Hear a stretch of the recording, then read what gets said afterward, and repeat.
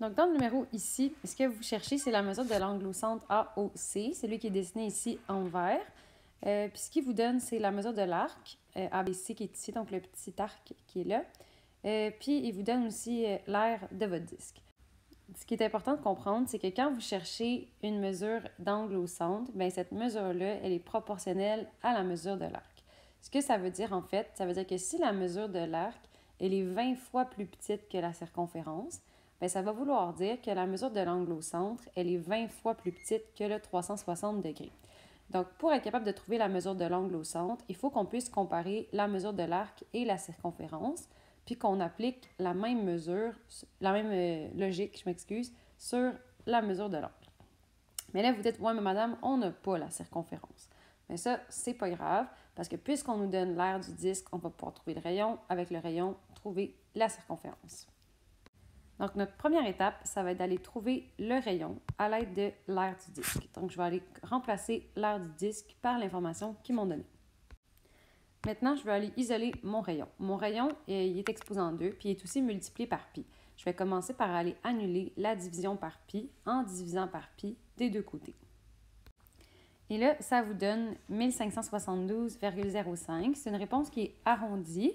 Vous allez garder le long nombre dans votre calculatrice. Ensuite, pour aller isoler le rayon, il faut faire la racine carrée des deux côtés de l'égalité. Vous n'allez pas faire la racine carrée de ce nombre-là, vous allez faire la racine carrée du long nombre qui est dans votre calculatrice.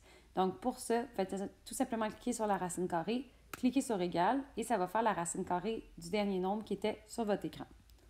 Et ça vous donne environ 39,65 mm. Vous allez par contre garder le long nombre dans votre calculatrice pour la prochaine étape.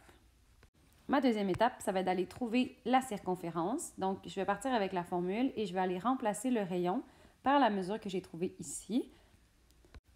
Par contre, ici, c'est un peu de la triche parce que je fais comme si j'allais faire le calcul avec le 39,65, mais ce que je vais faire, c'est que je vais faire le calcul avec le 39,6491229,5 que j'ai dans ma calculatrice. Donc, ce que je vais faire, c'est que je vais prendre le long nombre qui est inscrit dans ma calculatrice et je vais le multiplier par 2pi. Et ça me donne 249,12 environ. Donc, maintenant que j'ai ma circonférence, je vais aller pouvoir la comparer avec la mesure d'arc, puis appliquer la même logique avec la mesure d'angle au centre. Donc, ma première étape, ça va être d'aller inscrire ma proportion. Ensuite, je vais aller remplacer les éléments que je connais à l'intérieur. Maintenant que ça c'est fait, il y a deux manières différentes d'aller trouver la mesure de l'angle. La première, c'est d'aller voir mon arc qui est ici. Il est combien de fois plus petit que ma circonférence? Donc, s'il est 20 fois plus petit que ma circonférence, bien, ça veut dire que la mesure d'angle, elle va elle aussi être 20 fois plus petite que le 360 degrés. Pour savoir ça, je vais diviser le 249,12, en fait le non-nombre sur ma calculatrice, puis je vais le diviser par 14,2. Et ça me donne en fait que la mesure de l'arc qui est ici, elle est environ 18 fois plus petite que la circonférence. Donc, ça veut dire, pour être exact, en fait, elle est 17,5438582 fois plus petite que ça. Donc, puisque c'est environ 18 fois plus petit pour la mesure de l'arc comparé à la circonférence, bien, ça veut dire que la mesure de l'angle au centre, elle va être aussi 18 fois plus petite que 360 degrés.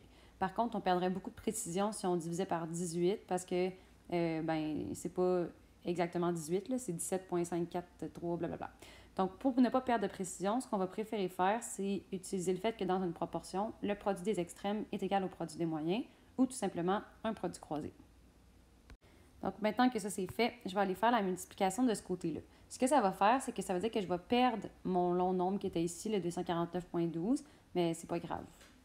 Maintenant que ça c'est fait, je vais devoir diviser le 5112 par 249,12. Il y a peut-être des gens qui sont inquiets, mais madame, c'est pas 249,12, c'était le long nombre sur notre calculatrice, mais là, je l'ai plus. Bien, c'est normal que tu l'aies plus, c'est pas grave, on va juste diviser le 5112 par 249,12. Puis c'est pas grave parce qu'on va avoir gardé le 249,12 le plus longtemps qu'on pouvait. Et ça me donne un angle qui est environ de 20,52 degrés. Si on regarde dans notre image, il faudrait que l'angle, ça veut dire qu'il est aigu, puis il est vraiment aigu ici, donc ça va, on est correct.